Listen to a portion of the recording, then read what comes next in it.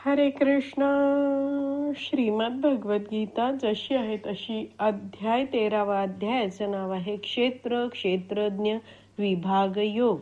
25व्या श्लोकाचं तात्पर्य आपण 3ऱ्या ओळीपासून पुढे वाचायला सुरू करत आहोत. सुरू करण्याआधी श्रील प्रभुपादांना प्रार्थना करूया.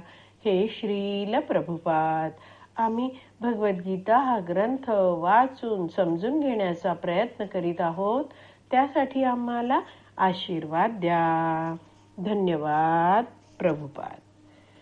परंतु इतर काही जण आहेत ज्यांना आपल्या आध्यात्मिक जीवनाच्या ज्ञानावर निष्ठा आहे आणि त्यांना आत्मदर्शी भक्त, तत्वज्ञानी आणि निष्काम कर्मयोगी असे म्हटले जाते.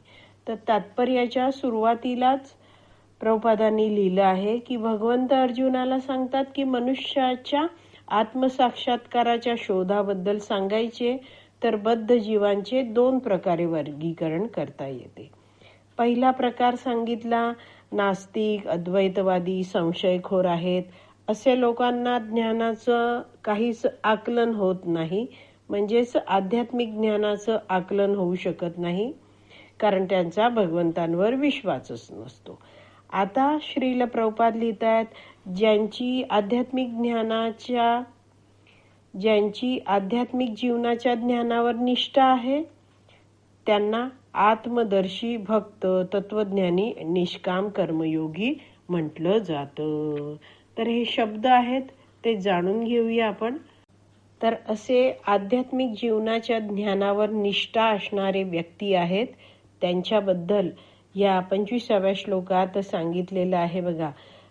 ध्यान करणारा व्यक्ती आहे, नंतर सांख्य योग करणारा आहे, अष्टांग योग करणारा आहे, नंतर निष्काम कर्म करणारा आहे. तर असे लोक आहेत ते भगवंतांवर निष्ठा ठेवतात आणि ते परमात्म्याची अनुभूती आपल्या अंतरात करण्याचा प्रयत्न करतात. तर असे सगळे लोक हे विविध प्रकारचे योग करून, वेगवेगळ्या साधनांचा वापर करून भगवंतांना पाहू इच्छित असतात.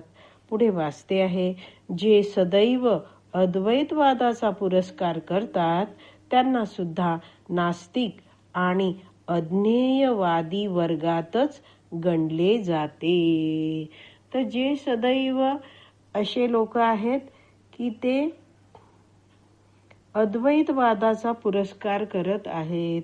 द्वैत म्हणजे 2 आणि अद्वैत म्हणजे 2 वेगळे नाहीत. तर अद्वैतवादाचा पुरस्कार करणारे म्हणजे आत्मा आणि परमात्मा एकच आहे असे म्हणणारे. आणि इथे म्हटलं आहे अज्ञेयवादी. अज्ञेयवादी म्हणजे सदैव भगवंतांची निंदा करणारा, भगवंतांवर विश्वास नसलेला. असे लोक आहेत ते आत्मा आणि परमात्म्यावर चर्चा तर करतात, पण त्यांचा या दोन्ही विषयांवर विश्वास नसतो.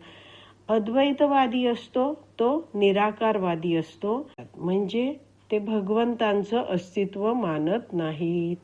ते भगवंतांना निराकार मानतात, म्हणजेच काय तर भगवंतांचं अस्तित्व ते नाकारून टाकतात.